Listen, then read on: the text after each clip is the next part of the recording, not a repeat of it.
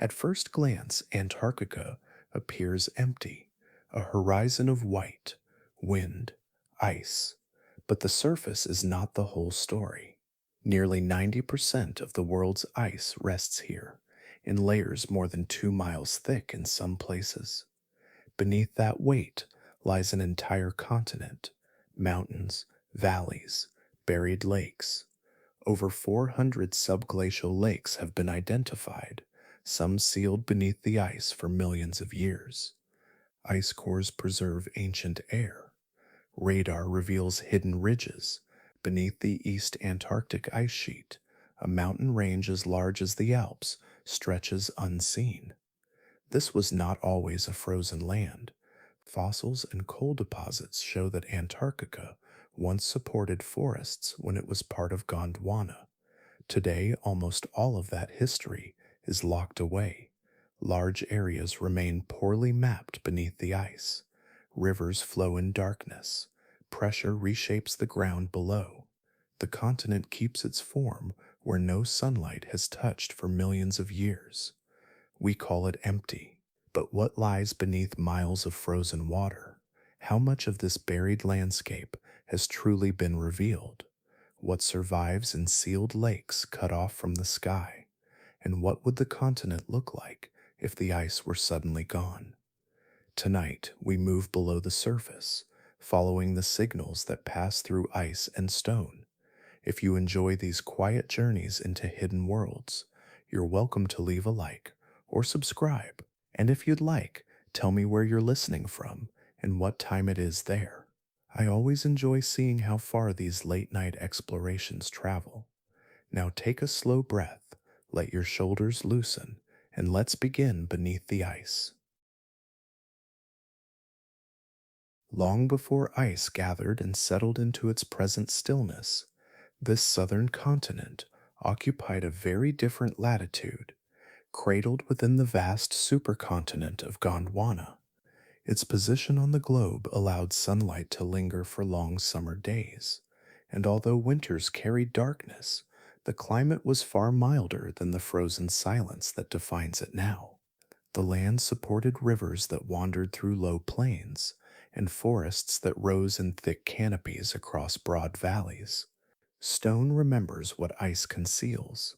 In scattered outcrops along the coast, paleontologists have uncovered fossilized trunks and the delicate impressions of ferns pressed into ancient sediment.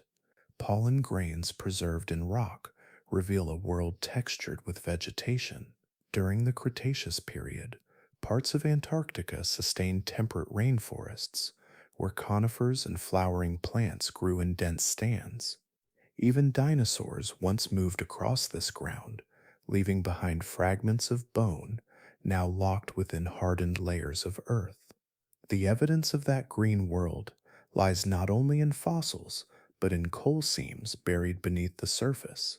Coal forms from abundant plant material compressed over immense spans of time, and its presence signals forests thick enough to accumulate layer upon layer of organic growth. These deposits speak of seasons shaped by rainfall, of soils rich with roots, of ecosystems complex and sustained. Ocean currents once drifted differently around the continent. Warm waters flowed along its edges, moderating temperatures and linking it to neighboring land masses. Antarctica remained connected to South America, and together they shaped the movement of global seas. Around 34 million years ago, that connection began to pull apart.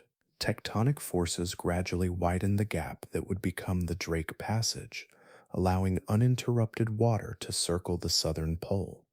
With that opening, the Antarctic Circumpolar Current emerged, encircling the continent in a continuous, powerful flow. This current isolated Antarctica from warmer northern waters, reducing the exchange of heat. Over time, global carbon dioxide levels declined, and cooling intensified. Snow that once melted each summer began to persist. Layers thickened, compacted, and transformed into ice that endured through passing centuries. As the planet shifted into a colder state during the Eocene to Oligocene transition, ice sheets expanded across the land. Glaciers advanced outward, reshaping terrain that had supported forests and wildlife. What had once been river valleys and wooded slopes gradually disappeared beneath accumulating snow. The transformation unfolded slowly on human scales, yet decisively in geological time. The continent did not lose its earlier life in a single moment. Instead, warmth retreated step by measured step, replaced by a climate increasingly defined by accumulation and permanence. Beneath the ice that would come to dominate, the memory of forests remained sealed in rock and coal, a quiet testament to a chapter when Antarctica was not white, but green. There was no single moment when the cold arrived, no instant when green gave way to white. Instead, the shift unfolded across the Eocene-Oligocene transition, a span of time when Earth's climate recalibrated itself with quiet persistence. Atmospheric carbon dioxide declined, altering the balance between incoming sunlight and outgoing heat.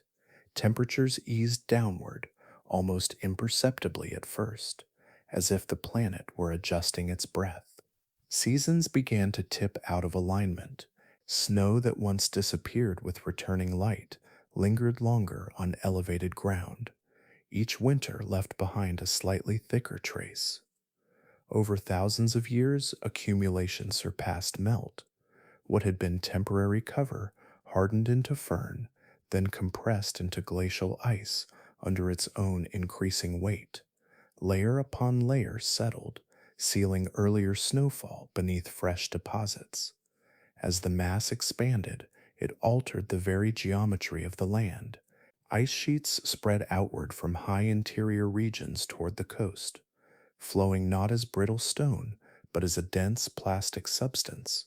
Under pressure, ice deforms, crystals shift and slide past one another, allowing the sheet to creep forward in a movement too slow for the eye, yet relentless over geologic time. What appears motionless from above behaves more like a subdued river, guided by gravity and slope. Glaciers advanced along pre-existing depressions, deepening valleys and broadening basins. Rock yielded to abrasion as fragments embedded in the ice scraped and polished the surface below. Over immense intervals, landscapes were reshaped into troughs and cirques, their contours defined by pressure and persistence rather than sudden force. Sediment was carried away and redistributed, leaving signatures still visible where bedrock emerges. The weight of accumulating ice pressed downward upon the crust. Beneath kilometers of frozen mass, the lithosphere responded slowly, subsiding into the softer mantle below. This depression was not collapse, but adjustment, a response to burden. The continent bowed under its new mantle of cold, altering coastlines and elevational patterns in ways that further influenced ice flow. With isolation established by surrounding ocean currents, cooling reinforced itself. Expanded ice reflected more solar radiation back into space, strengthening the conditions that allowed it to grow. Over millions of years, East Antarctica stabilized beneath a persistent ice sheet. In the west, marine basins permitted ice grounded below sea level to expand outward, sensitive to both temperature and ocean contact. Even now, the surface suggests stillness, yet motion continues. Certain ice streams travel several meters per year, channeling the interior mass toward floating shelves at the margins. Crevasses open and close, pressure gradients shift. The system remains dynamic, though governed by timescales that dwarf a human lifetime. The transformation from temperate terrain to polar stronghold was not abrupt, nor was it chaotic. It was a gradual overtaking shaped by atmospheric chemistry, orbital rhythms, tectonic rearrangements, and the quiet mathematics of accumulation exceeding melt. Over time, ice became not just a feature of the continent, but its defining structure, settling into place with the steady patience of the planet itself. From high above, the continent appears smooth, a pale expanse without contour or interruption. Satellites pass overhead and record a surface that seems uniform, almost featureless in its brightness. Yet the illusion of flatness belongs only to the ice. Beneath that luminous cover, the bedrock rises and falls with a complexity equal to any other landmass on Earth. Scientists have traced this hidden architecture using radar systems that send pulses downward through kilometers of frozen mass. The signals travel through ice, reflect off stone, and return carrying the outline of what lies below. Through this quiet exchange of energy, mountains, plains, and basins emerge in digital relief. What cannot be seen directly can still be mapped through echo and time delay. One of the most remarkable discoveries revealed by these surveys is the Gamburtsev Mountains, concealed entirely beneath the East Antarctic Ice Sheet. Their peaks and ridges rival the scale of the European Alps, yet no exposed summit marks their presence at the surface. Preserved by the protective cold above, their slopes remain sharply defined, as if insulated from erosion by the very ice that hides them. The range stretches across hundreds of kilometers, forming a backbone at the heart of East Antarctica. Beyond these mountains, radar mapping uncovers vast subglacial valleys extending for hundreds of miles. Some descend to elevations below present sea level, carved long before permanent ice dominated the region. These depressions shape the behavior of the overlying sheet, guiding its movement in subtle ways. In certain regions, bedrock lies far beneath the ocean's reach, creating marine basins that connect indirectly to surrounding seas through complex geological pathways. The continent's foundation is far from uniform. Ancient cratons, sedimentary basins, rift systems, and uplifted terrains assemble beneath the frozen surface like pieces of an intricate mosaic. East Antarctica contains some of the oldest continental crust on the planet, stable and enduring.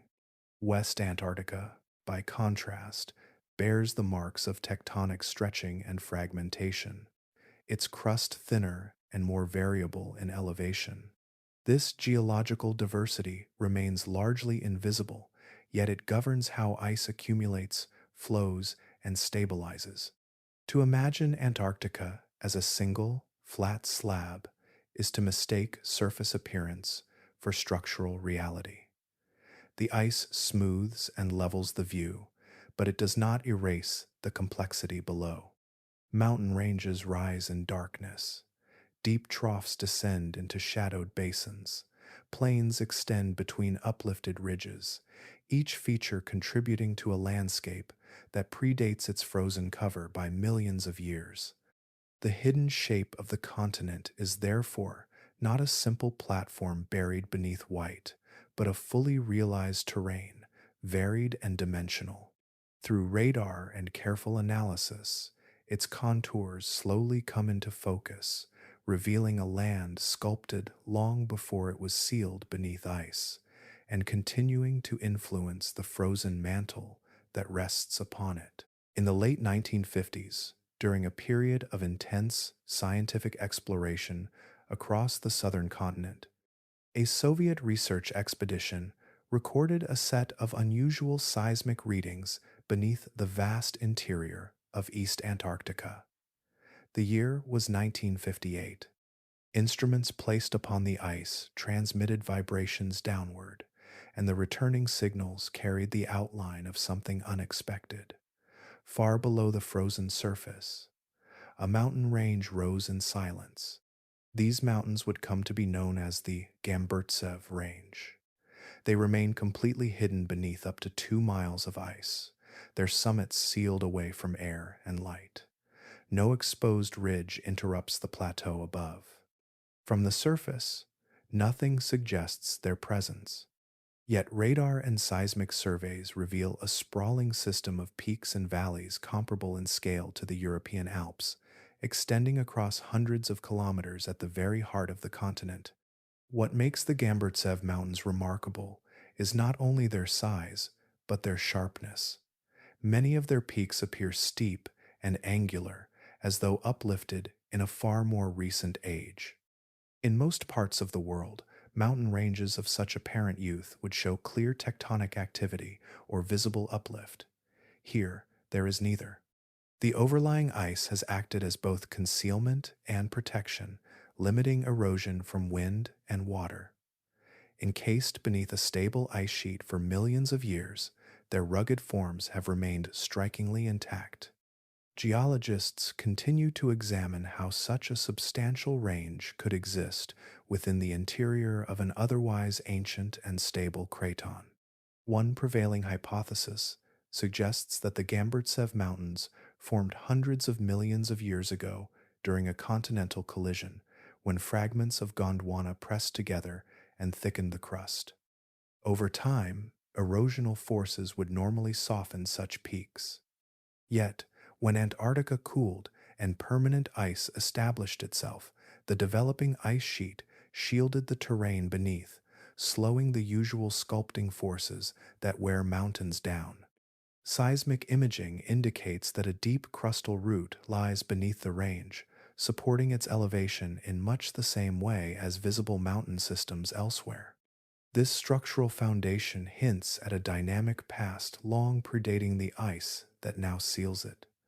The mountains may represent the remnant spine of an ancient orogeny, preserved not by continued uplift, but by isolation. No human has ever stood upon these summits. No climber has traced their ridgelines or seen their slopes illuminated by sunlight. Their existence is known entirely through instruments and interpretation, through the quiet language of reflected waves and measured density contrasts. Even so, the Gamburtsev Mountains stand as one of Antarctica's most profound revelations, a buried giant anchoring the continent from below, steady and unseen beneath the enduring weight of ice. Far below the weight of the continent's ice, where darkness is complete and pressure is immense, water moves quietly through narrow corridors, carved between stone and frozen mass. These are not open rivers beneath a sky, but subglacial channels, confined and pressurized, guided by gravity and the subtle contours of the bedrock.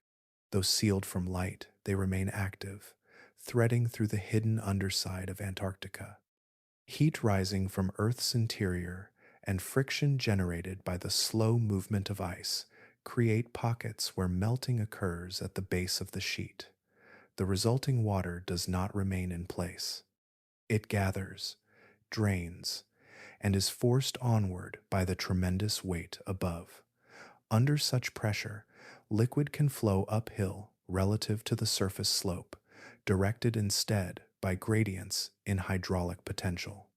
The pathways shift over time, responding to both topography and fluctuations in ice thickness. Between the continent's buried lakes, water travels in pulses. At times, entire reservoirs release into connecting channels, transferring vast volumes beneath kilometers of ice. Satellite measurements have recorded subtle changes in surface elevation that correspond to these hidden drainage events. When a subglacial lake empties, the ice above may settle slightly. When it refills, the surface can rise again. These motions unfold slowly, often without visible fracture, yet they reflect dynamic processes beneath. Some of these rivers extend for hundreds of kilometers, linking inland basins to coastal margins. The water does not carve deep canyons in the conventional sense, as surface rivers do, but it modifies sediment, redistributes material, and influences the pace at which overlying ice slides forward. A thin layer of water at the base can act as lubrication, reducing friction between ice and rock. In regions where meltwater is abundant, glaciers and ice streams may accelerate, channeled along pathways determined partly by subglacial drainage networks.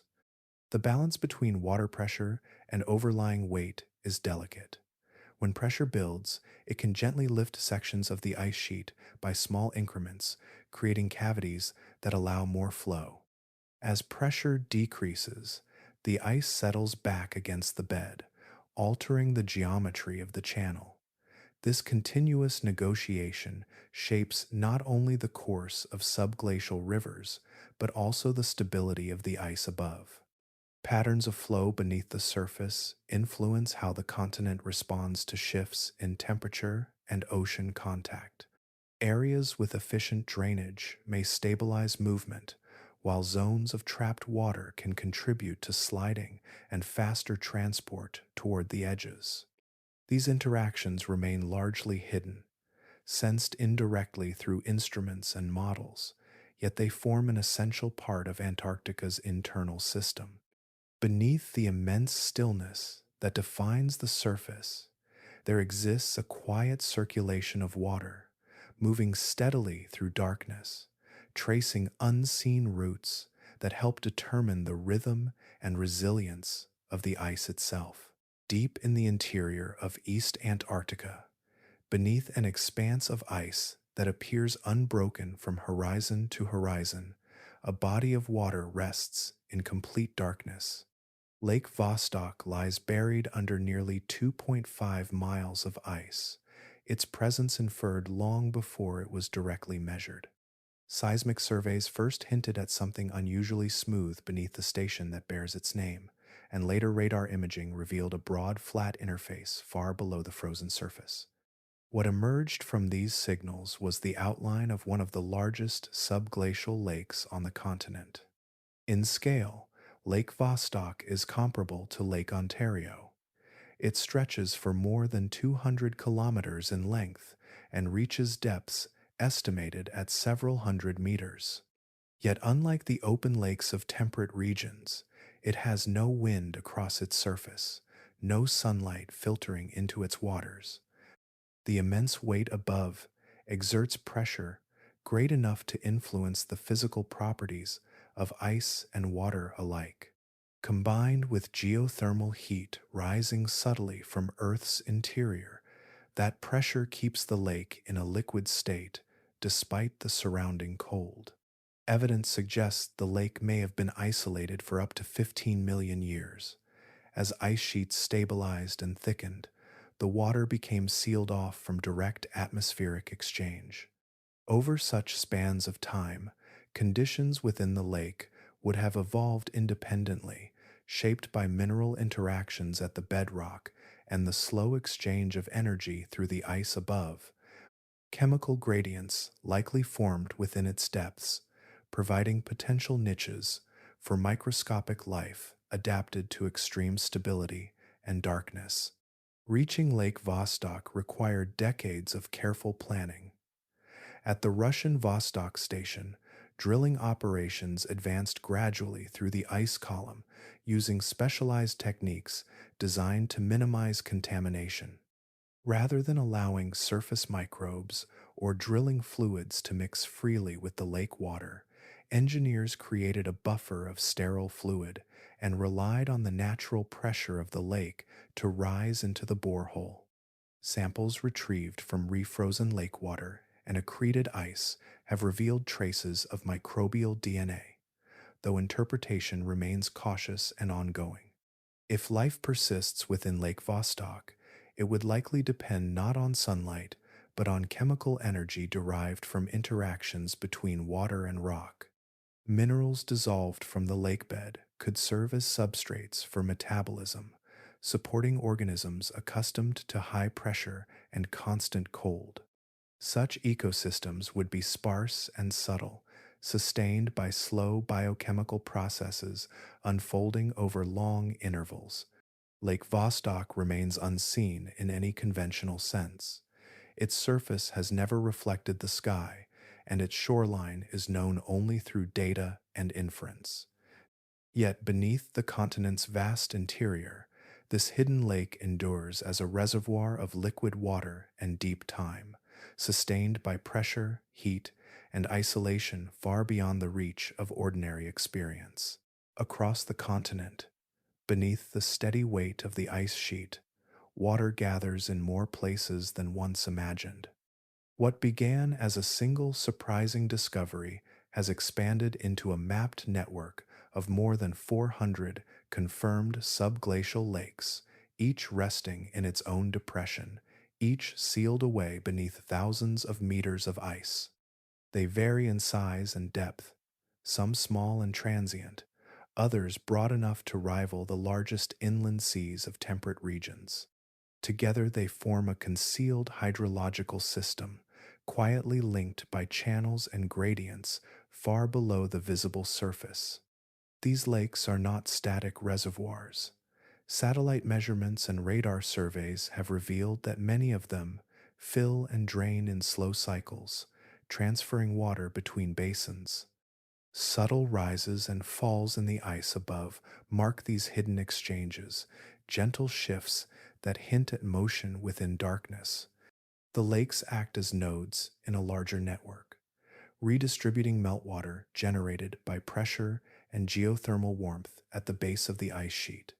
In 2013, an international research team drilled into Lake Willans in West Antarctica using a clean access method designed to minimize contamination.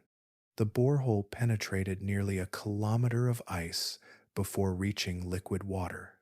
Samples collected from the lake and the sediment beneath it revealed something remarkable yet delicate in scale.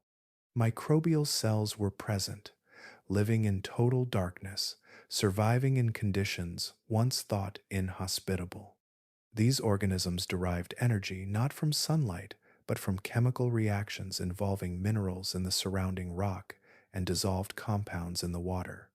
Life in Lake Willans and in similar environments depends on chemosynthesis rather than photosynthesis. Iron, sulfur, and other elements provide the basis for metabolic processes, allowing microorganisms to persist in isolation. The ecosystems discovered there are sparse and slow-moving, shaped by limited energy availability and extreme stability. Yet, they demonstrate that biological systems can endure far from the surface, sustained by interactions between water and stone. The presence of such life within subglacial lakes has broadened scientific perspectives beyond Antarctica itself. Conditions beneath the ice sheet share similarities with environments believed to exist on icy moons such as Europa and Enceladus, where oceans may lie hidden beneath frozen crusts. The Antarctic lakes offer a terrestrial analog, a natural laboratory where the limits of life are explored without leaving Earth. Each confirmed lake adds detail to this concealed world. Some remain undisturbed, known only through remote sensing, their waters untouched by sampling instruments. Others have yielded traces of microbial communities adapted to darkness and pressure.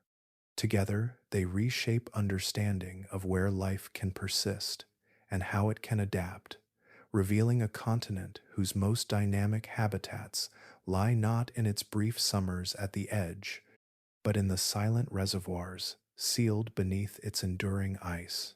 In the absence of light, another form of nourishment quietly takes its place. Beneath the ice, where darkness is complete and unbroken, life does not wait for sunrise. It turns instead to chemistry, drawing energy from the subtle exchanges between water and rock. This process, known as chemosynthesis, replaces the familiar rhythm of photosynthesis. No photons are required, only gradients of dissolved compounds and the patient machinery of microscopic cells. Within subglacial lakes and saturated sediments, microbes find sustenance in minerals released from the surrounding bedrock. As water moves across stone, it liberates iron, sulfur, hydrogen, and trace elements that can serve as electron donors or acceptors in metabolic reactions. These redox processes unfold invisibly, releasing small amounts of energy that microorganisms capture to build biomass and maintain cellular function. It is a slow economy, efficient and measured, shaped by scarcity and stability. Sulfur-based metabolisms allow certain bacteria to oxidize sulfide into sulfate, while iron-cycling microbes alternate between ferric and ferrous states, extracting usable energy from each shift. Other organisms rely on methanogenesis or hydrogen oxidation, weaving together chemical pathways suited to the precise conditions of pressure and temperature found beneath the ice sheet. These biochemical strategies do not depend on seasonal variation or fluctuating light. They operate within constancy, tuned to gradients that may persist for millennia. Adaptation to pressure and cold defines these communities as much as their metabolic choices. Cellular membranes incorporate specialized lipids that remain flexible at low temperatures. Enzymes are structured to function efficiently despite the reduced kinetic energy of their surroundings. DNA repair systems compensate for the long spans of dormancy that may occur between active growth phases. In some sediments, cells divide at rates so slow that generations can span decades or more, yet persistence remains uninterrupted. Extreme isolation shapes evolutionary pathways in subtle ways. With minimal external input, ecosystems stabilize around available chemical niches. Genetic exchange occurs within confined populations, and diversity reflects both ancient lineages and ongoing microevolution within sealed environments. The overall biomass is modest, yet the presence of active metabolism demonstrates that energy need not arrive from above to sustain life. These findings extend beyond Antarctica's hidden reservoirs. Similar combinations of darkness, liquid water, and mineral-rich substrates are believed to exist on icy worlds within the outer solar system. The subsurface oceans of moons such as Europa and Enceladus are thought to interact with rocky interiors, potentially generating chemical gradients analogous to those beneath the Antarctic ice sheet. By studying life that persists here without sunlight, researchers refine models of habitability elsewhere. In these concealed habitats, biology aligns itself not with the sky, but with the stone beneath it. Energy flows quietly through elemental transitions, and life endures in places where light has never reached, sustained by the steady conversation between water and the ancient crust below. Silence, when compressed, can become an archive. In Antarctica, time itself settles in layers, each snowfall burying the last, pressing it downward until air and memory are sealed within crystal. Over tens of thousands of years, loose snow transforms into dense glacial ice, and in that transformation, tiny pockets of atmosphere are locked away. What once drifted freely through ancient skies becomes preserved as bubbles no larger than a grain of sand.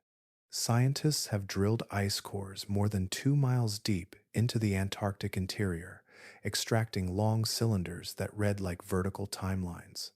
Each meter represents years of accumulation, compacted and clarified by pressure. Within the clear bands of ice, trapped gas samples remain intact, isolated from modern contamination. By analyzing these bubbles, researchers reconstruct the composition of Earth's past atmosphere with remarkable precision. Carbon dioxide concentrations rise and fall through the core, tracing natural cycles that correspond to shifting climates. Alongside carbon dioxide, methane, and other trace gases appear in varying proportions, reflecting changes in biological activity, ocean circulation, and orbital rhythms. The relationship between temperature and greenhouse gas levels becomes visible through isotopic analysis, where subtle variations in oxygen isotopes provide temperature estimates from the time each layer formed. One of the most significant records comes from the Epica Dome Sea ice core in East Antarctica.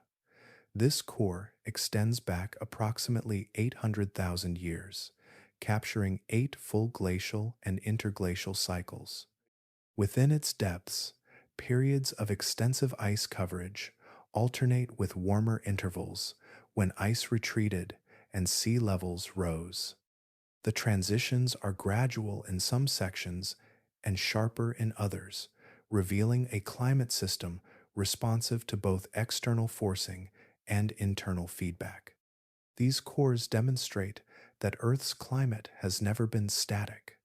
Ice ages advanced and withdrew long before human influence, driven by variations in Earth's orbit and axial tilt. The Milankovitch cycles altered the distribution of sunlight across latitudes, initiating slow reorganizations of ice sheets and atmospheric chemistry. Natural variability shaped the planet over millennia, yet the cores also show the tight coupling between greenhouse gases and global temperature. Beyond gases, ice cores preserve traces of volcanic ash, desert dust, and sea salt carried by ancient winds. Each impurity marks environmental events, distant eruptions, or changes in atmospheric circulation. Together, these inclusions create a layered narrative of planetary dynamics, recorded not in ink but in ice. The deeper the core, the older the air. At great depth, pressure compresses the ice to a clarity that seems almost luminous when held to the light. Inside those transparent layers rests a sample of the breath of Earth as it once was, unchanged for hundreds of thousands of years. Through careful extraction and analysis, the frozen continent offers a measured account of climate variability, revealing patterns of change written quietly into its enduring archive of ancient air. Beneath the weight of the modern ice sheet, the rock record holds a chapter far older than the frozen landscape above it, where wind has scoured coastal outcrops and mountains briefly rise, free of snow. Fragments of that earlier world have come to light. Embedded in sedimentary layers are fossils from ancient forests, their structure mineralized yet still recognizable in grain and pattern. Tree trunks, preserved as stone, reveal growth rings that once marked passing seasons under a gentler sky. Among these discoveries are microscopic traces that speak just as clearly as fallen timber. Fossilized pollen grains, extracted from rock samples and studied under magnification, carry the imprint of long vanished vegetation. Each grain possesses a distinctive shape, allowing scientists to identify plant families that thrived here millions of years ago. Ferns, conifers, and flowering plants once rooted themselves in Antarctic soil, forming communities adapted to months of light, followed by months of darkness, yet sustained by moderate temperatures and sufficient rainfall. These botanical remains point to temperate climates that persisted across extended intervals. During portions of the Cretaceous and earlier periods, Antarctica lay at southern latitudes similar to its present position, yet global conditions were warmer. Elevated atmospheric greenhouse gas levels and different ocean circulation patterns maintained conditions capable of supporting dense plant life. Rivers carried sediments across floodplains where forests stood, and organic matter accumulated in thick layers that would later transform under pressure and time. Animal life accompanied these ecosystems. Dinosaur fossils have been recovered from Antarctic rock, including remains of herbivorous species adapted to seasonal extremes and smaller theropods that moved through forested terrain. Though fragmentary, these bones confirm that Antarctica participated fully in the broader evolutionary story unfolding across Gondwana. The continent was not an isolated margin, but an active landscape inhabited by diverse organisms. Marine fossils add another dimension to this deep record. Shells of ammonites, marine reptiles, and microscopic plankton have been uncovered in sedimentary formations now exposed along certain coastal ranges. Their presence indicates that surrounding seas were once considerably warmer than today. Shallow marine environments extended across parts of the continental shelf, supporting ecosystems rich in invertebrates and vertebrate predators alike. Together, these fossils compose a layered archive that contrasts sharply with the modern image of Antarctica as unbroken ice. The rock beneath preserves forests rooted in soil, pollen drifting through temperate air, dinosaurs crossing floodplains, and warm seas washing against ancient shores. Though now sealed beneath kilometers of frozen mass, this earlier climate survives in mineral form, allowing glimpses into intervals when the continent's character was defined not by cold and isolation, but by growth, movement, and exchange within a far warmer world. Moisture is scarce in the coldest places on Earth. Though ice blankets the continent in staggering thickness, the air above much of Antarctica holds very little water vapor. Precipitation falls infrequently, and when it does, it often arrives as fine, wind-driven snow that adds only a thin veil to the surface.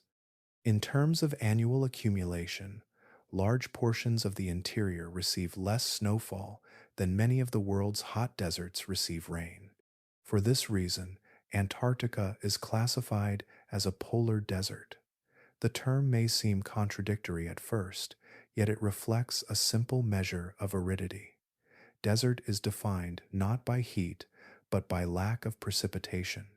In the high interior plateau, annual snowfall can amount to only a few centimeters of water equivalent. Over centuries, that small input compacts and contributes to the vast ice sheet. But on human timescales, the atmosphere remains remarkably dry. The interior air is thin and crisp, shaped by intense cold that limits its capacity to hold moisture. Clouds are sparse, and humidity levels often remain low. Sublimation can remove snow directly into the air without melting, reinforcing the dry conditions. Surface snow may persist for decades, even centuries, accumulating gradually and compressing without frequent replenishment. Across this plateau, katabatic winds descend from higher elevations toward the coast. Driven by gravity and intensified by the density of cold air, these winds sweep down slopes with steady force. They can reach considerable speeds, scouring exposed ridges and redistributing loose snow into ripples and drifts. In certain regions, the winds are strong enough to expose blue ice fields, where older layers are revealed as surface snow is stripped away. The motion of air across the frozen landscape becomes one of the dominant agents shaping surface patterns. Temperature records underline the extremity of this environment. At the Soviet Vostok station, the coldest naturally recorded surface air temperature was measured at minus 128.6 degrees Fahrenheit, minus 89.2 degrees Celsius. Such values occur during the long winter night when the absence of sunlight allows heat to radiate freely into space. The high elevation of the plateau further reduces atmospheric insulation, enhancing cooling. Under these conditions, exposed materials become brittle, and even subtle gradients in terrain can influence how cold cools and settles. Despite its expansive ice cover, the continent's interior remains one of the driest and coldest regions on the planet. The apparent abundance of frozen water does not equate to climatic generosity. Instead, accumulation is slow, winds are persistent, and temperatures remain severe. Antarctica's desert character coexists with its immense ice sheet, revealing a landscape where scarcity of snowfall and intensity of cold define the surface conditions beneath the silent sweep of katabatic air. Weight defines the hidden dialogue between ice and stone. Across Antarctica, the ice sheet does not simply rest upon the continent, it presses downward with a force accumulated over millions of years. In some regions, the thickness reaches several kilometers, and with each additional layer, the burden increases. Rock beneath that load responds, not with sudden fracture, but with gradual deformation distributed through the crust and upper mantle. The lithosphere behaves as a rigid plate over shorter spans of time, yet under persistent pressure it yields subtly, flexing downward into the more ductile asthenosphere below. This process, known as isostasy, allows the crust to maintain equilibrium. As ice accumulates, the added mass displaces mantle material outward and downward, depressing the land surface. In parts of East Antarctica, bedrock lies hundreds of meters lower than it would in the absence of ice. The deformation is not uniform. Variations in crustal thickness, temperature, and underlying geology influence how the continent adjusts. Ancient, stable, cratonic regions respond differently from tectonically complex zones. Beneath the heavy interior plateau, subsidence has been profound, altering drainage pathways and reinforcing the geometry that guides ice flow above. The continent's current topography reflects not only its tectonic past, but also the sustained influence of frozen weight. When ice retreats, the balance shifts again. Removal of mass reduces pressure on the lithosphere, and mantle material slowly flows back toward former zones of depression.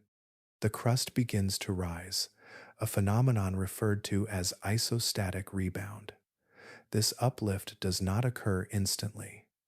It unfolds over thousands of years, measurable but patient. Satellite observations and precise GPS stations positioned across Antarctica detect vertical movements on the order of millimeters per year in regions where mass loss is occurring.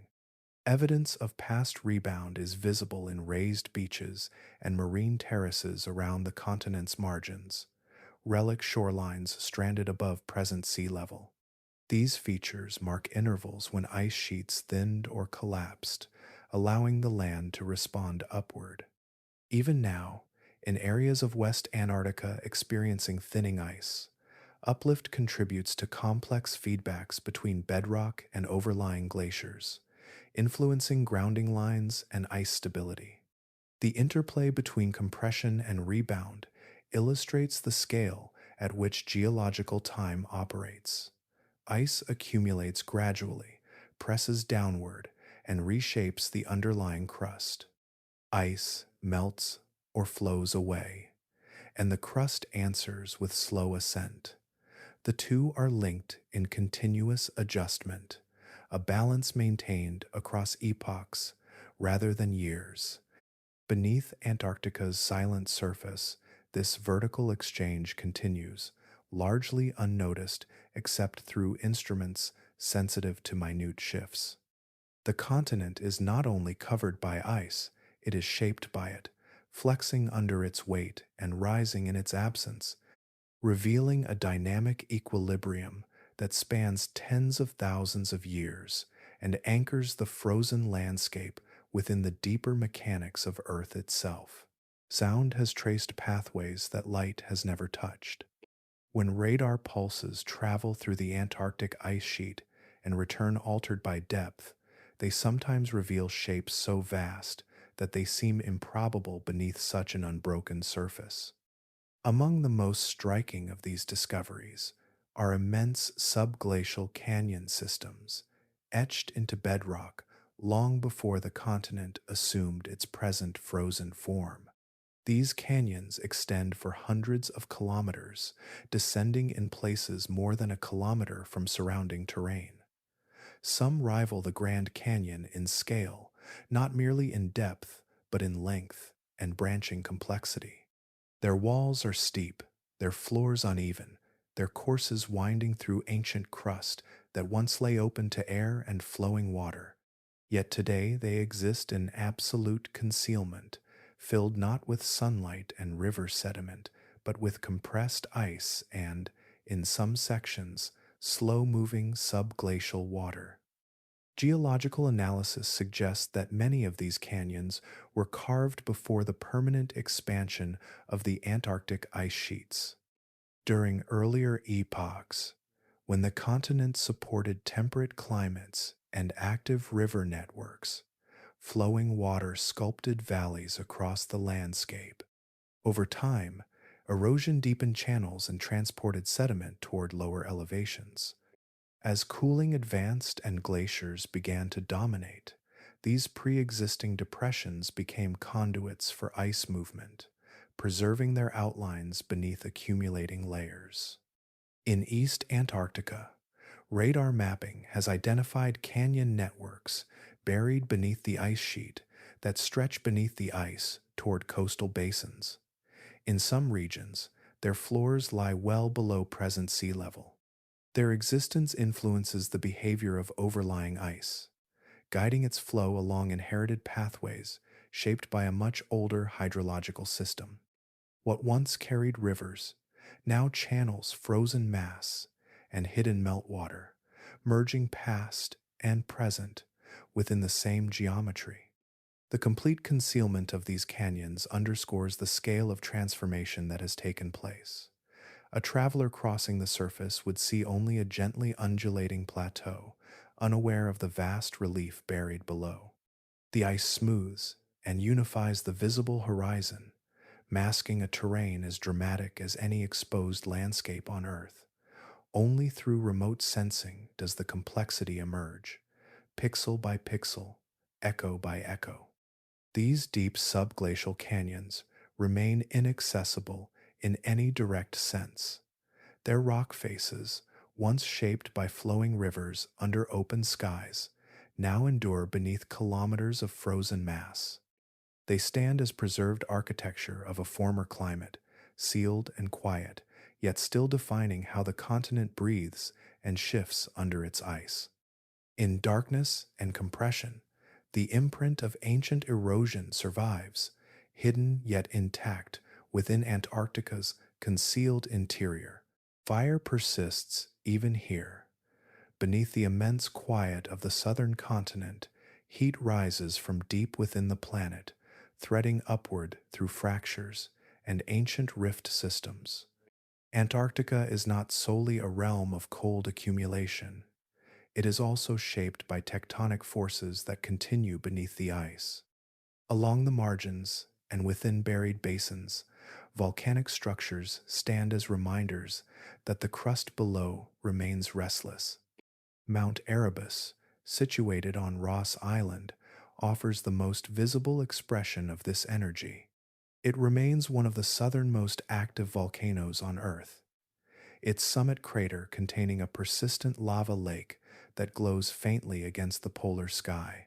Gas plumes drift upward, and occasional eruptions scatter volcanic fragments across surrounding slopes.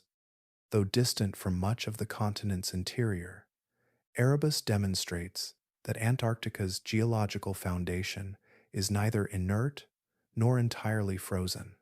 Beyond exposed peaks, radar and seismic surveys have identified numerous subglacial volcanoes concealed beneath thick ice. Some are solitary cones, others form clustered provinces associated with tectonic extension in West Antarctica. These volcanoes do not erupt into open air, but into confined spaces between bedrock and ice. Their heat contributes to localized melting at the base of the ice sheet, influencing temperature gradients and altering patterns of basal lubrication. Geothermal flux varies across the continent, with certain regions experiencing elevated heat flow due to thinner crust or active mantle processes. Where this upward heat intersects with the immense pressure of overlying ice, meltwater can accumulate in pockets at the base. In some areas, such geothermal activity may help sustain subglacial lakes by preventing complete freezing, complementing the effects of pressure melting already present. The interaction between volcanic heat and ice introduces complexity into ice dynamics. Even modest increases in basal temperature can reduce friction, allowing ice streams above to move more readily toward the coast. Over long periods, such influences can subtly reshape flow networks, creating zones of enhanced movement embedded within broader, slower fields of ice. The continent's internal warmth thus becomes part of the mechanism that governs its frozen exterior. Evidence also suggests the possibility of geothermal lakes beneath certain ice caps, formed where localized heat maintains liquid water in otherwise frozen environments. These features remain difficult to access and are studied primarily through remote sensing and indirect measurement. Their existence underscores the layered nature of Antarctica's systems, where volcanic processes, hydrology, and glaciology intersect. While the surface presents an image of uniform cold, the subsurface tells a more intricate story. Magma chambers, residual heat, and tectonic fractures coexist with kilometers of ice above them. In this convergence of fire and frost, Antarctica reveals itself not as a static monument of ice, but as a continent shaped by internal energy as much as by the atmosphere overhead. A subtle boundary runs across the continent, not marked by mountains at the surface, but by differences in age, structure, and response to change. East and West Antarctica share a common ice cover, yet beneath that shared mantle, their geological foundations diverge. This divide shapes how each region behaves under the weight of ice and under the influence of shifting climate. East Antarctica rests upon some of the oldest continental crust on Earth. Its cratonic core, formed deep in geological time, assembled from ancient fragments that fused and stabilized over hundreds of millions of years. The bedrock here is thick and comparatively resilient, supporting an ice sheet that has endured through multiple climatic oscillations. Much of the East Antarctic Ice Sheet is grounded above sea level, anchored to a broad, elevated interior. Its sheer mass contributes to a form of stability where accumulation and flow occur within a framework that changes slowly. West Antarctica tells a different story. Geologically younger and shaped by rifting and tectonic extension, its crust is thinner and more fragmented.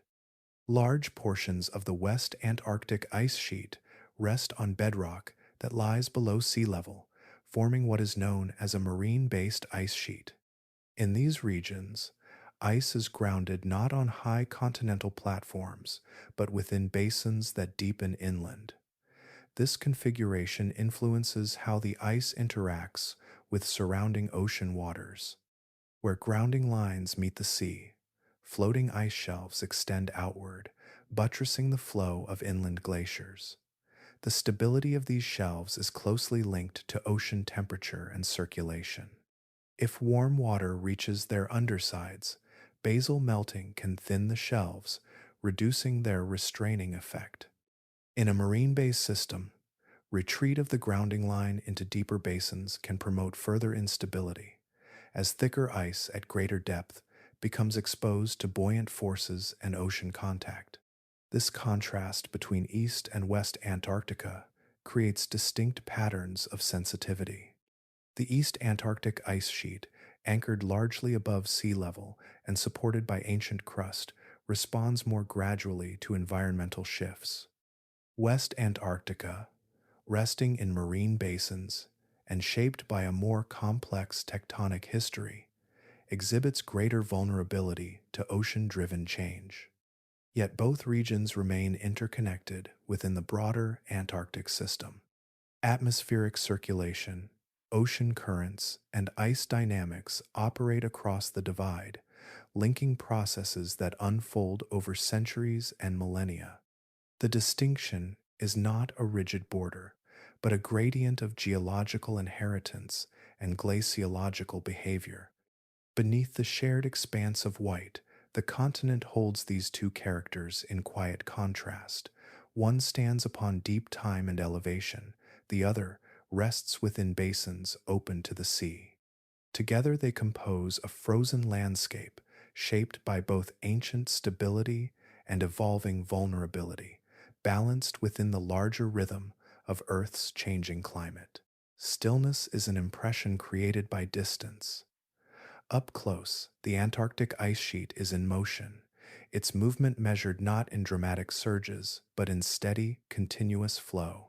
From the high interior, glaciers press outward under their own weight, guided by gradients in elevation and the contours of buried terrain.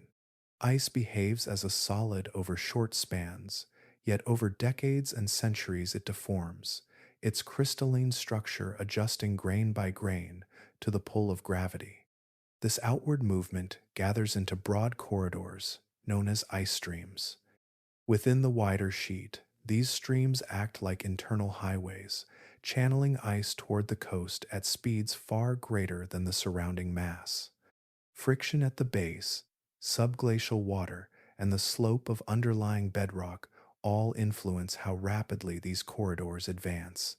Their boundaries shift subtly over time, expanding or narrowing in response to changes in temperature and pressure beneath the surface. At the margins of the continent, grounded ice transitions into floating extensions called ice shelves. These shelves spread across the ocean surface, remaining attached to the land ice behind them while buoyed by seawater below. Their thickness can reach hundreds of meters, yet they rise only a fraction of that height above the waves. Beneath them, ocean currents circulate, transferring heat and shaping the rate at which the shelves thin or thicken. The stability of these floating platforms affects the pace of inland flow. When ice shelves remain intact and thick, they provide resistance, slowing the movement of glaciers that feed into them. If shelves thin or fracture, that resistance weakens, allowing upstream ice streams to accelerate. The balance between floating extension and grounded interior becomes a key element in the continent's overall behavior. Calving is the most visible expression of this movement. At irregular intervals, fractures propagate through ice shelves, and vast blocks detach to become icebergs. Some are small, others stretch for tens or even hundreds of kilometers, drifting slowly into the Southern Ocean. The release of these icebergs is part of the natural cycle of advance and loss, a continuation of the flow that began high in the interior long before the ice reached the sea. Across the continent, these processes unfold continuously. Glaciers creep outward, ice streams channel mass, shelves extend and fracture, and icebergs set adrift. Though individual changes are gradual, their cumulative effect shapes coastlines and influences global sea level over long periods. The ice sheet, far from inert, adjusts and readjusts within a complex interplay of gravity, temperature, and ocean contact. Viewed from afar, Antarctica appears fixed and unchanging. In reality, its ice moves with quiet persistence, reshaping itself in rhythms that span generations, its motion steady and patient beneath the wide southern sky. At the southern edge of the Ross Sea, the continent loosens its grip on stone and extends outward as a floating plain of ice. The Ross ice shelf spreads across the water in a vast, level expanse, its surface deceptively calm, its thickness immense. It is the largest ice shelf in Antarctica, covering an area comparable in size to France. From above, it appears as a white platform meeting the darker ocean in a near straight horizon, yet its true scale becomes apparent only when traced across maps and satellite imagery. The shelf is not an isolated formation. It is fed continuously by inland glaciers that flow from both East and West Antarctica. Ice streams descend from the interior, gathering mass along valleys carved long ago, and eventually reach the coast where the grounded ice begins to float. At this transition, known as the grounding line, the ice is thick enough to rest on the seabed. Beyond it, buoyancy takes hold, and the ice rises slightly as seawater supports its weight. Though afloat, the Ross Ice Shelf remains attached to the continent. It is tethered by the steady supply of ice from behind, creating a connection between the floating front and the inland sheet. This attachment allows the shelf to act as a stabilizing influence, resisting the forward flow of glaciers through a process sometimes described as buttressing. As long as the shelf remains thick and intact, it slows the discharge of ice from the interior. Beneath its broad underside, ocean currents circulate in the cavity between ice and sea. The temperature and salinity of these waters influence the rate of basal melting, subtly reshaping the shelf from below. Channels and terraces form along its underside, carved not by wind or sunlight, but by the steady movement of seawater. Over time, thinning and thickening occur in response to these interactions, altering the shelf's strength and geometry. At its seaward edge, the Ross Ice Shelf periodically releases icebergs through calving events. These detachments can produce some of the largest icebergs on Earth, fragments that drift slowly into the Southern Ocean while the shelf continues to advance behind them. The cycle of flow and release remains continuous, governed by gravity, supply from inland glaciers, and the conditions at the ice-ocean boundary. Stretching across the Southern Ocean like a frozen harbor, the Ross Ice Shelf forms a critical interface between land and sea. It is both part of the continent and part of the ocean, sustained by glaciers from the interior and shaped by waters beneath. In its wide, floating stillness, the dynamics of Antarctica gather and extend outward, maintaining a delicate balance between weight, buoyancy, and the persistent movement of ice. Within the compressed layers of Antarctic ice, biological traces endure as quietly as the trapped air above them. Far below the surface, where snowfall from distant centuries has hardened into clear strata, microscopic life becomes part of the frozen archive.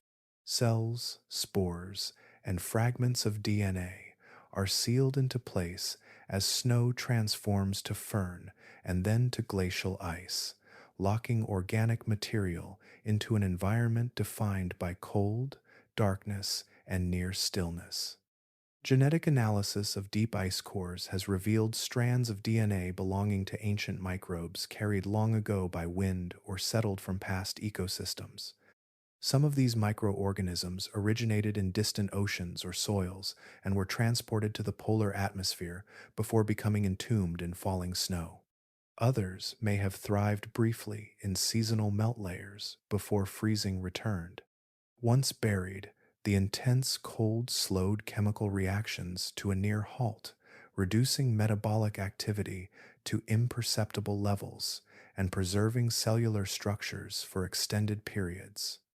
In certain controlled laboratory studies, researchers have carefully warmed samples extracted from deep cores and observed signs of revived metabolic function. These organisms, dormant rather than fully inactive, appear capable of resuming limited biological activity when conditions allow. Survival over thousands of years suggests that some microbial forms can endure prolonged dormancy, protected by the stabilizing effect of sub-zero temperatures and isolation from ultraviolet radiation. The preservation is not perfect. Background radiation and slow chemical decay gradually affect even well-shielded material. Yet compared with more temperate environments, the Antarctic ice offers a remarkably stable setting. The absence of liquid water in most layers restricts biochemical processes, and the steady compression of the ice reduces exposure to external fluctuations. In this way, each layer functions as a time capsule, preserving not only atmospheric gases and volcanic ash, but faint biological signatures from another era. These hidden microbial archives extend the concept of resilience into deep time, Life that once drifted through air or inhabited distant habitats becomes embedded within ice, its genetic code lingering long after the organisms themselves ceased active growth.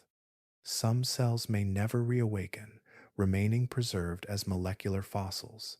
Others demonstrate that dormancy can span intervals far beyond ordinary ecological cycles.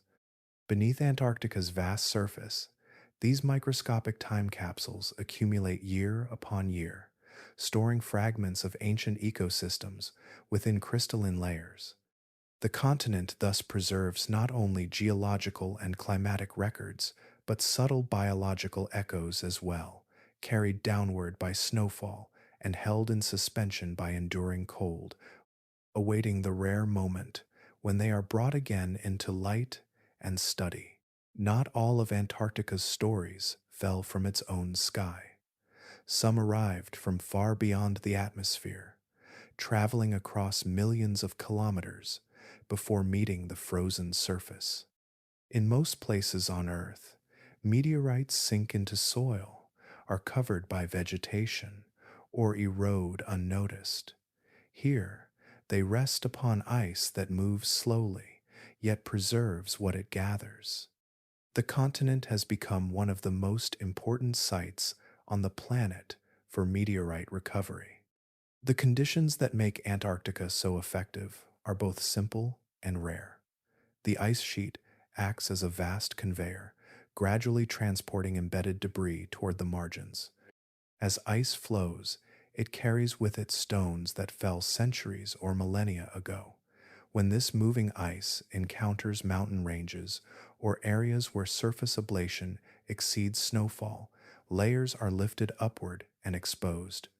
Blue ice fields form in these zones, where wind scours away snow and reveals older ice from deep below. Against such pale expanses, meteorites stand out distinctly. Most are dark, their fusion crusts blackened by the intense heat of atmospheric entry. On a background of white and blue ice, these rocks become visible, even from a distance, scattered like ink drops on glass. Researchers traverse these regions on foot or by snow vehicle, scanning the surface carefully and collecting specimens that might otherwise have remained hidden. The concentration effect is crucial. Rather than being randomly dispersed across the continent, meteorites accumulate in predictable areas where ice flow converges and upward movement occurs.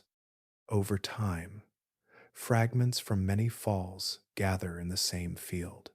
This natural sorting allows scientists to recover large numbers of meteorites within relatively small areas, providing a rich archive of extraterrestrial material. Some of these meteorites are older than Earth's present crust. They formed in the early solar system, over 4.5 billion years ago, preserving mineral structures that predate the assembly of our planet's surface rocks. Others originate from differentiated bodies, such as Mars or the Moon, ejected by impacts and delivered across space before settling on Antarctic ice. Laboratory analysis of these specimens reveals isotopic compositions and chemical signatures that illuminate processes of planetary formation. The cold and dryness of Antarctica further protect these fragments. Limited liquid water reduces alteration, and low biological activity prevents contamination. As a result, meteorites collected here are often exceptionally well preserved compared to those recovered from warmer climates. In this way, the ice sheet functions as both transport system and display case. It gathers material from space, carries it slowly across the continent, and reveals it in concentrated fields where patient observers can retrieve it. Beneath a sky that once witnessed their fiery descent, ancient stones from beyond Earth rest upon the frozen surface, linking the continent's deep history with the wider history of the solar system. Where the continent meets the sea, A concealed exchange unfolds beneath floating ice. Far below the surface of the Southern Ocean, currents carry water that is slightly warmer than the freezing point of seawater, yet warm enough to alter the underside of ice shelves. This interaction does not take place in the open air, but within shadowed cavities where ice and ocean press against one another in slow negotiation. Water masses, such as circumpolar deep water, circulate along the continental shelf and, in certain regions, rise toward grounding lines beneath ice shelves. As this relatively warm water flows into subice cavities, it transfers heat directly to the base of the floating ice. The process is gradual, often measured in meters per year, yet its cumulative effect can thin shelves over decades. Basal melting reshapes the geometry of the shelf from below, carving channels and terraces into its underside. These hidden melt zones remain invisible from above. Satellites detect surface changes, but the detailed structure of basal erosion requires sonar and autonomous underwater vehicles capable of navigating beneath the ice. Acoustic mapping has revealed complex patterns of thinning, including scalloped cavities and elongated troughs aligned with prevailing currents. The ice shelf floor is not smooth, but sculpted by the steady flow of seawater carrying heat and salt into contact with solid ice. The stability of an ice shelf depends in part on this balance between incoming ice from inland glaciers and melting at its base. When basal melt rates increase, shelves thin and lose structural strength. Fractures may propagate more easily, and calving events can accelerate. In turn, inland glaciers that once fed into a buttressed shelf may begin to flow more rapidly toward the sea. This chain of interaction links deep ocean circulation directly to the behavior of ice sheets grounded far from the coast. The connection is dynamic rather than abrupt. Ocean temperatures vary with atmospheric conditions, wind patterns, and large-scale circulation changes across the Southern Ocean. Shifts in these patterns can enhance or reduce the delivery of warm water to ice shelf cavities.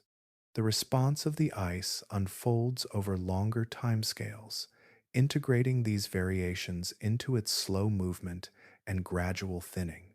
Beneath the broad white platforms that fringe Antarctica, the ocean and ice remain in continuous contact. Heat flows invisibly upward, while meltwater descends and mixes with surrounding seawater. The exchange is quiet, carried by currents rather than storms, yet it exerts influence across vast distances. Through this hidden dialogue, the stability of the continent's floating margins becomes entwined with the motion of the sea below, revealing a partnership between ice and ocean that shapes the future contour of the frozen edge. Long before modern measurements and satellite records, the continent experienced intervals when its frozen margin drew back from the sea. These episodes are preserved not in eyewitness accounts, but in sediment cores recovered from the ocean floor and in layered deposits exposed along coastal outcrops.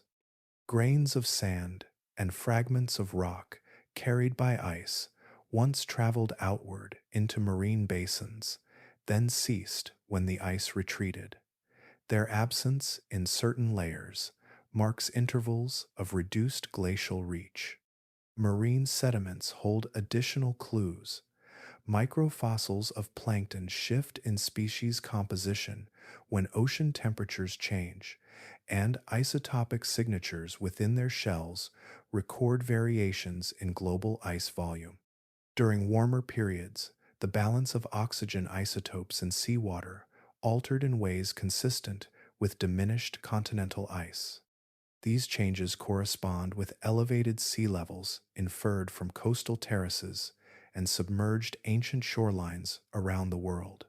During past interglacial phases, when atmospheric carbon dioxide concentrations rose and global temperatures increased, portions of the Antarctic ice sheet thinned or retreated.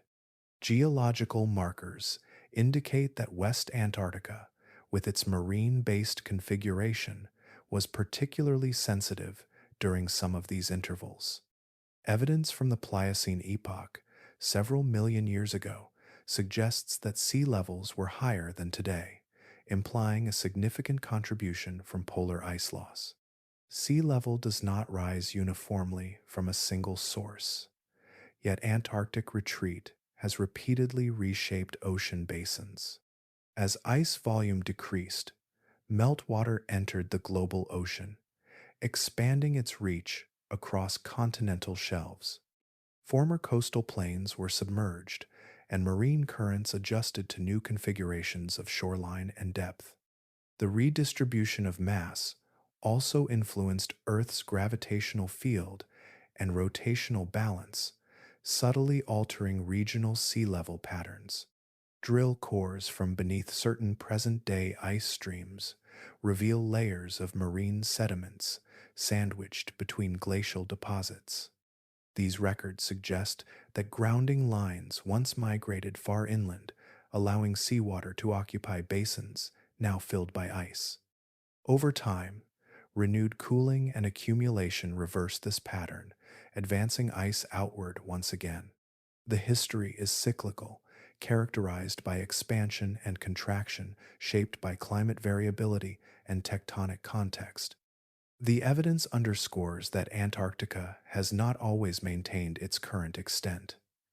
Warm intervals have reduced its footprint, releasing water into the oceans and modifying coastlines far beyond the continent itself. Yet these transformations unfolded over thousands of years, paced by gradual, atmospheric, and orbital shifts rather than abrupt change. In these layered records, the continent's past responses to warmth remain visible. Sediment, isotope ratios, and raised beaches together trace episodes when ice withdrew and seas advanced. The frozen margin has shifted before, reshaping the boundaries between land and water, leaving behind a geological memory of retreats that continue to inform understanding of the present and the long rhythms of Earth's climate system. In certain wind-swept corners of the continent, where rock emerges from beneath thinning ice, the ground reveals shapes that do not belong to a frozen desert. Low, weathered stumps rise from exposed sediment, their forms unmistakably arboreal. These fossilized tree trunks remain rooted in place, not transported fragments, but remnants of forests that once stood where ice now dominates. Their presence interrupts the modern narrative of permanent cold, with evidence of a different climate written directly into stone. The roots of these ancient trees are still embedded in the soil they once gripped. Sedimentary layers surrounding them contain organic material and textures consistent with forest floors rather than glacial deposits. This in situ preservation confirms that the trees grew on this land rather than drifting here from distant regions. The soil horizons beneath the stumps show traces of weathering processes associated with temperate environments, including patterns formed by sustained moisture and biological activity. Detailed examination of growth rings within petrified wood provides further insight. The spacing and structure of these rings indicate long growing seasons, interrupted by periods of dormancy consistent with high latitude light cycles. Even so, the trees achieve significant height and diameter, suggesting that temperatures remained mild enough to support extended photosynthesis each year. During portions of the Cretaceous and early Cenozoic eras, atmospheric greenhouse gas concentrations were higher and global climates were warmer. Under those conditions, Antarctica supported ecosystems that included conifer forests and diverse understory vegetation. Fossil leaves and pollen recovered from nearby strata reinforce this image of a verdant landscape. Plant assemblages indicate not sparse tundra, but structured forests with layered canopies. The combination of mild temperatures, ample precipitation, and prolonged summer daylight would have created an environment distinct from any that exists on the continent today. Seasonal darkness persisted, yet winter cold was not severe enough to prevent regrowth when sunlight returned. The existence of these forests reflects broader planetary dynamics. Continental positions, ocean circulation patterns, and atmospheric composition once aligned to produce climates capable of sustaining tree growth at southern polar latitudes. Over millions of years, tectonic shifts and declining greenhouse gas levels altered that balance, allowing cooling to intensify and permanent ice to take hold. Now, the fossil forest remains concealed for most of the year, occasionally exposed by erosion or retreating ice along coastal margins. The stumps and their rooted foundations stand as quiet witnesses to an earlier chapter in Earth's story. Beneath the frozen present, they preserve the memory of mild seasons and living canopies, revealing that Antarctica has worn more than one climate across the vast span of geological time. Across the span of a year, Antarctica shifts almost imperceptibly, its outline changing with the rhythm of sunlight and darkness. In the austral winter, when the sun withdraws and temperatures fall, sea ice forms outward from the continent's margins. Thin films of freezing seawater thicken into plates and flows, gradually extending across the Southern Ocean. By late winter, the area of sea ice can more than double the apparent size of the continent itself, a temporary expansion that smooths the boundary between land and sea. With the return of spring and the tilt of Earth toward the sun, this fringe of sea ice begins to recede. Warmer air and shifting currents fracture the frozen surface, and large sections drift northward before melting. The contraction is as steady as the expansion, tracing a seasonal cycle that has persisted for millennia. Satellite measurements in recent decades have allowed these fluctuations to be mapped with precision, revealing the regular pulse of growth and retreat at the continent's edge. Beyond these annual changes, the vast interior ice sheet also responds to climate, though on far longer timescales. Over thousands of years, variations in Earth's orbit alter the distribution of solar energy reaching high southern latitudes. These slow oscillations, combined with changes in atmospheric greenhouse gas concentrations, influence accumulation and melting across the continent. During colder intervals, snowfall can exceed melt across broader regions, thickening the ice sheet and extending grounded ice toward the sea. During warmer phases, thinning and retreat may occur, adjusting the continent's mass and its influence on global sea level. This interplay resembles a slow breathing, though not in any rapid or abrupt sense. Expansion and contraction unfold across intervals far longer than a human lifetime. The ice sheet grows and diminishes in response to subtle shifts in energy balance, redistributing weight across the crust and altering ocean circulation patterns in the process. The response is integrated and measured, shaped by feedbacks between surface albedo, atmospheric composition, and the geometry of the ice itself. Sea ice, though thinner and more ephemeral than the continental sheet, plays its own role in this broader rhythm. It affects how much sunlight is reflected back into space and modulates the exchange of heat between ocean and atmosphere. Changes in its extent can influence weather patterns beyond Antarctica, connecting the continent's seasonal cycle with distant regions of the globe. Taken together, these variations reveal a landscape that is not fixed but dynamic, expanding and contracting within layered cycles of time. Antarctica's boundaries and thickness respond to forces that operate over seasons and over epochs, sustaining a slow and continuous adjustment that echoes through climate records and shapes the contours of the southern hemisphere. High above the continent, long after footsteps fade and storms pass, instruments circle in steady orbit, gathering quiet measurements from a distance no human presence could sustain. From space, Antarctica becomes a surface of signals rather than silence, a landscape translated into pulses of light, shifts in gravity, and patterns of motion too subtle for the eye to detect. Among the most significant of these efforts are NASA's IceSat missions.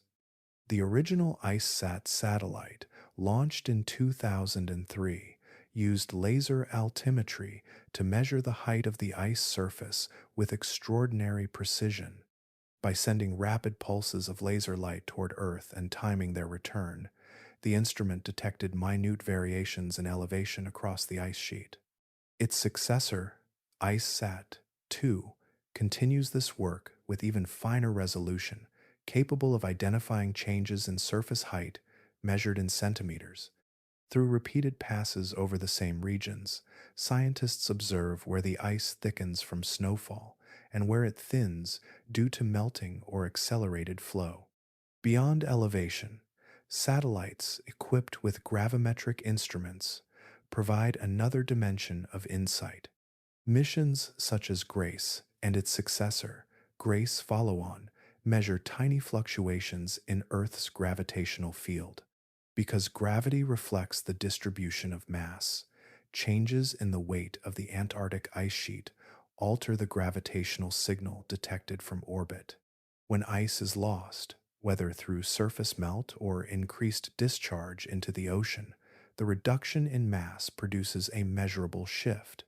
These variations, though invisible at ground level, become clear when traced over years of continuous observation. Radar systems add yet another layer of understanding. Synthetic aperture radar penetrates cloud cover and darkness, allowing consistent monitoring throughout the long polar night. By comparing radar images taken over time, researchers track the horizontal movement of glaciers and ice streams, flow speeds, grounding line migration, and structural changes within ice shelves are mapped with precision. What appears static from afar reveals patterns of motion and deformation when viewed through electromagnetic reflection. Together, these space-based instruments create a comprehensive portrait of the ice sheet's behavior. Elevation, mass, and velocity are measured simultaneously, enabling scientists to quantify trends rather than rely on isolated field observations. The subtlety of the changes often belies their significance. Millimeters of surface lowering, small shifts in gravitational pull, or gradual acceleration of flow accumulate into meaningful transformations over decades. From orbit, Antarctica is no longer an unknowable expanse, but a monitored system, its contours and dynamics recorded in streams of data transmitted across space. Satellites do not disturb the ice or alter its course, yet they reveal patterns once hidden by distance and isolation. In this continuous watchfulness, the continent's quiet adjustments are translated into measurable signals, linking the frozen surface to the broader network of observation that now surrounds the planet. If the weight of ice were lifted from the continent, the first change would not be noise or collapse, but exposure. Kilometer upon kilometer of concealed terrain would emerge into open air for the first time in millions of years. The smooth white plateau would give way to a landscape shaped by rivers, uplift, and ancient tectonic forces, its contours long preserved beneath frozen mass. Mountain ranges, now hidden beneath the East Antarctic Ice Sheet, would rise into view, their sharp ridgelines revealed after ages of insulation. The Gamburtsev peaks, sealed and protected within darkness, would stand as fully formed summits against the horizon. Valleys traced only through radar echoes would become visible as deep corridors cut through bedrock, their slopes etched by erosion that predated the ice itself. Ancient river systems, once active under warmer skies, would reappear across exposed basins. Channels carved by flowing water before permanent glaciation would stand open again, some extending hundreds of kilometers toward the coast. In regions currently resting below sea level, new coastlines would take shape as ocean water filled marine basins once held in place by grounded ice. The continent's geometry would be redrawn, not as a featureless expanse, but as a varied terrain of ridges, plains, depressions, and uplifted plateaus. Yet, this transformation would not be static. As ice receded, the crust long compressed beneath its mass would begin to rebound. Bedrock would rise gradually in response to lost weight, altering drainage patterns and potentially reshaping newly exposed shorelines over thousands of years. Sediment, long trapped beneath glaciers, would be redistributed by wind and water. Lakes might form within low-lying depressions, fed by meltwater and precipitation in a climate no longer dominated by ice cover. Ecosystems would shift fundamentally in response to these changes. Coastal zones could support new marine habitats as sunlight penetrated waters once shaded by shelves. On land, colonization would begin with microbes and hardy plants, gradually establishing thin soils over exposed rock. The pace of biological expansion would depend on temperature, moisture, and the time allowed for succession. In areas of sustained warmth, vegetation could eventually take hold where only ice existed for millions of years. The reemergence of terrain would therefore mark not an abrupt unveiling, but the beginning of a long adjustment. Geological processes would continue to act upon the revealed surface, while ecological systems responded to newly available space and altered climate conditions. The continent would transform from a landscape defined almost entirely by frozen mass into one governed by exposed structure and evolving life. Such a scenario illustrates the magnitude of what remains hidden today.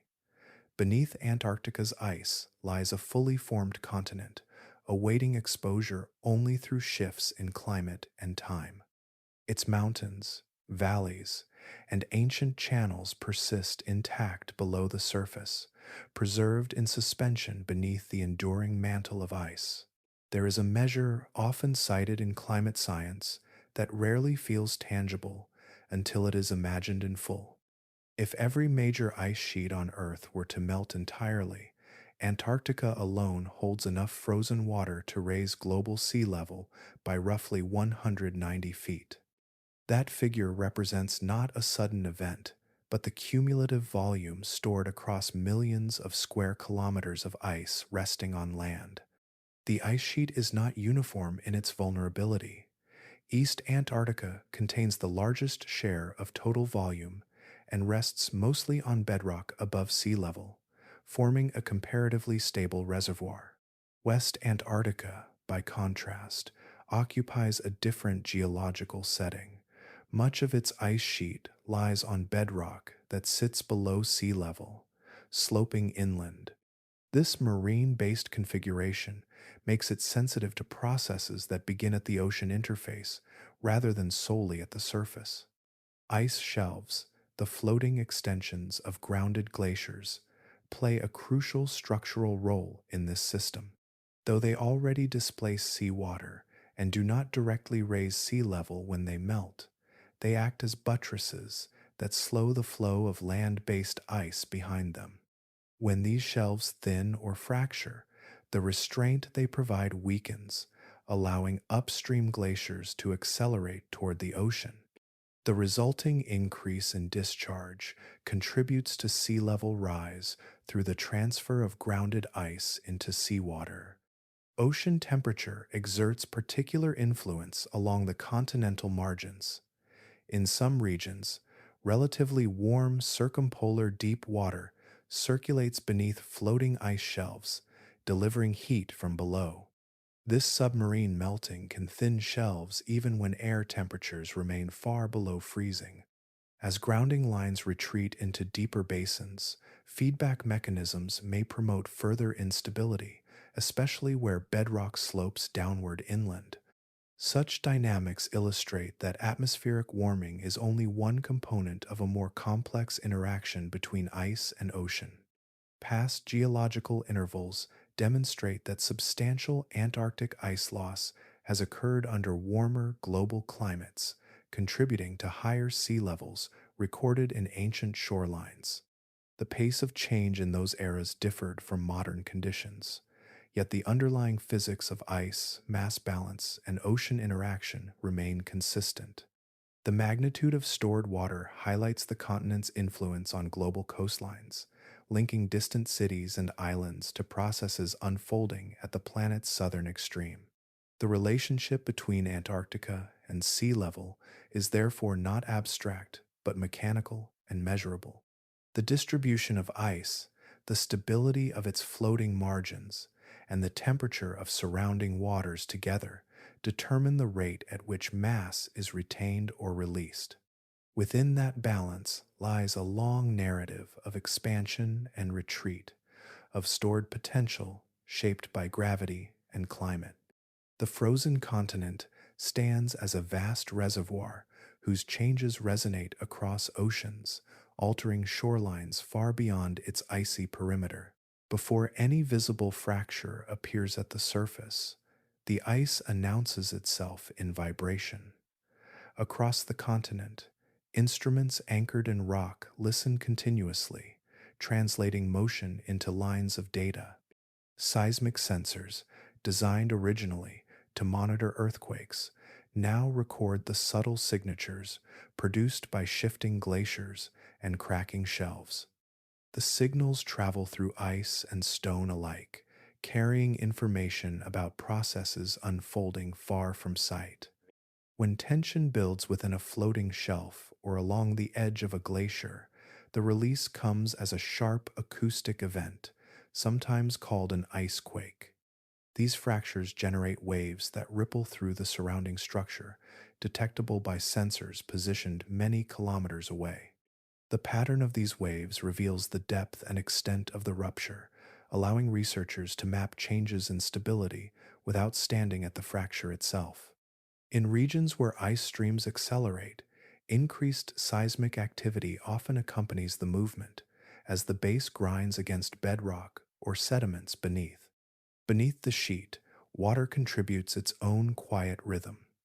Subglacial rivers, confined under immense pressure, alter their flow pathways over time. When water drains rapidly from one hidden basin into another, the sudden redistribution of weight can produce measurable tremors. Even slow migration of meltwater beneath the ice sheet creates variations in vibration, subtle enough to require precise instrumentation, yet consistent in their signatures. Through long-term monitoring, these patterns become distinguishable from tectonic events or distant ocean swell. The ice itself resonates at low frequencies, producing what some researchers describe as a continuous background hum. Wind sweeping across vast surfaces induces vibrations that propagate downward, interacting with crevasses and structural layers within the ice column. Ocean waves striking the underside of shelves add another dimension, their energy converted into faint seismic oscillations that pulse through the grounding zones. During storms, the intensity of these signals increases as atmospheric and oceanic forces couple more strongly with frozen margins. Each of these acoustic traces forms part of a broader acoustic landscape. Antarctica, though visually silent, is dynamically expressive when listened to through appropriate instruments. Continuous records, spanning years, reveal seasonal variations in cracking and flow, while long-term trends provide insight into evolving structural conditions. Changes that would otherwise remain invisible become evident through shifts in frequency and amplitude. This continent therefore hums quietly, its frozen mass responding to stress, water, wind, and ocean. The vibrations do not disrupt the vast stillness perceived from afar, yet they convey the constant adjustment occurring within and beneath the ice. Through seismic monitoring, the inaudible becomes measurable, offering another dimension of understanding. In these low frequency echoes, the frozen surface reveals its internal motion, affirming that even in apparent stillness, Antarctica remains in steady dialogue with the forces shaping it. Even with satellites in orbit and instruments buried in rock, large portions of the continent remain unresolved, their details known only through indirect signals. Beneath kilometers of ice, entire regions have never been sampled directly. Radar reflections suggest shapes and boundaries, yet confirmation requires contact, and contact is rare. The scale of Antarctica, combined with the thickness of its frozen cover, ensures that much of its interior geology is inferred rather than observed. Subglacial lakes and hidden waterways illustrate this uncertainty. While more than 400 lakes have been identified through remote sensing, only a small number have been accessed through drilling. Each sampled site reveals microbial communities adapted to isolation, pressure, and darkness. Yet these findings represent only fragments of a larger biological picture. The diversity of life beneath the ice remains largely unknown. Distinct chemical environments may foster organisms with metabolisms not yet cataloged, shaped by minerals in bedrock and gradients in temperature and salinity. Geological structures present a similar mystery. Mountain ranges, sedimentary basins, and ancient fault systems are traced through geophysical data, but their composition and history are not fully resolved. In some areas, the bedrock may record episodes of tectonic collision or rifting that have yet to be precisely dated. The depth and geometry of certain basins are mapped only broadly, leaving questions about how they formed and how they influence ice flow above. Vast expanses of the subglacial landscape remain unmapped in high resolution. Airborne surveys and satellite measurements provide continental scale coverage, yet finer detail requires close passes and dense data collection. Harsh weather, logistical constraints, and environmental protections limit the frequency and extent of such missions. Scientific drilling, when undertaken, proceeds with caution to prevent contamination of isolated ecosystems. Boreholes must be sterilized, fluids carefully managed, and equipment monitored continuously to preserve the integrity of untouched environments. Time itself imposes constraints. Processes beneath the ice unfold slowly, and capturing meaningful change often demands observations spanning decades. Some regions may reveal their dynamics only through long-term monitoring, as subtle shifts accumulate into measurable trends. The continent's remoteness further complicates sustained study, requiring coordination among international research teams and specialized infrastructure. What remains unknown is therefore not a single hidden object or secret chamber, but an expanse of unanswered detail. Beneath the frozen surface lie ecosystems not yet cataloged, rock formations not yet fully described, and interactions not yet completely understood. Antarctica continues to withhold much of its internal structure from direct view. Its concealed valleys and lakes persist beyond the reach of routine exploration, reminding us that even in an age of global observation, some landscapes still exceed the boundaries of present knowledge. What appears from a distance as a blank expanse is, in truth, a layered archive. Antarctica is not empty. Its surface presents a uniform brightness, yet beneath that brightness rests a continent shaped by mountain building, river erosion, volcanic heat, and living forests long vanished. The ice conceals, rather than erases, preserving the outlines of deep time in suspended stillness. Under kilometers of frozen water lies a record of climates that rose and fell across millions of years. Air trapped within compressed snow retains the chemistry of ancient atmospheres, each bubble a fragment of conditions no longer present. Sediments buried beneath glaciers recount episodes of retreat and advance, of warmer oceans and expanding shelves. Rock formations trace collisions of continental plates, while fossil roots remain anchored in soils that once supported dense growth under milder skies. Together, these elements form a continuous chronicle, stored in cold rather than written in ink. The resilience of this landscape is visible in its transformations. A continent that once supported forests endured separation from neighboring landmasses, shifts in ocean circulation, and gradual cooling that ushered in permanent glaciation.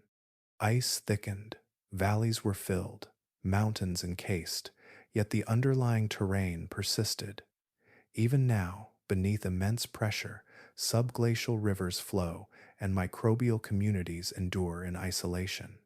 Life has adapted to darkness, cold, and constraint, maintaining biological processes where sunlight has not reached for geological ages.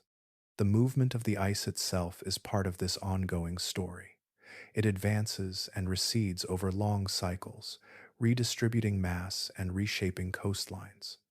It compresses the crust below and allows it to rebound when weight diminishes. It interacts with ocean currents, atmosphere, and tectonic foundations in a continuous exchange of forces. These processes unfold gradually, beyond the scale of individual observation, yet they define the character of the continent. Above, the horizon often appears unchanging. Below, layers accumulate, fracture, and shift. The landscape hidden from direct view contains structures as varied as any found elsewhere on Earth. Mountain ranges rise beneath the sheet, valleys stretch toward unseen basins, and lakes remain sealed beneath ice that has not yielded for millions of years. The absence of visible detail does not equate to absence of complexity. Much of this hidden world remains beyond direct reach. Mapping improves, samples are gathered, and instruments listen, yet vast regions persist in partial understanding. Antarctica, therefore, stands not only as a frozen reservoir of water, but as a preserved chapter of planetary history. Its silence shelters stories older than humanity, narratives of climate and life carried forward in layers of ice. Beneath the cold, the continent continues to hold its past intact, waiting quietly in the depth of its own preservation.